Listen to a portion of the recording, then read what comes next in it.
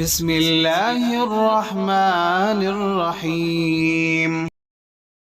حضرت ابو ہریرہ رضی اللہ تعالی عنہ سے روایت ہے ان رسول اللہ صلی اللہ علیہ وسلم قال یقول العبد مالی مالی۔ رسول اللہ صلی اللہ علیہ وسلم نے فرمایا، بندہ کہتا ہے میرا مال میرا مال۔ انما لہ من مالہ ثلاث، اس لیے تو اس کے مال سے صرف 3 چیزیں ہیں۔ ما اکل فافنی، جو اس نے کھایا اور فنا کر دیا۔ او لبس فابلی، جو پہنا اور بوسیدہ کر دیا۔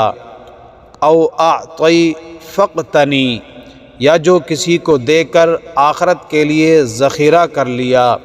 وما سوا ذلک فہو ذاہب وتارکہ للناس، اس کے سوا جو کچھ بھی ہے تو وہ بندہ جانے والا اور اس مال کو لوگوں کے لیے چھوڑنے والا ہے۔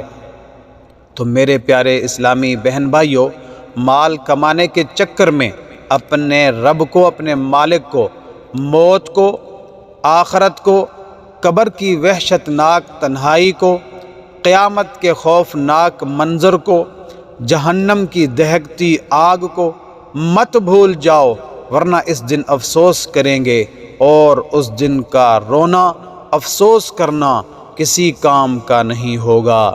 صدقہ جاریہ سمجھتے ہوئے ویڈیو کو لازمی شیئر بھی کریں۔ جزاک اللہ خیرا۔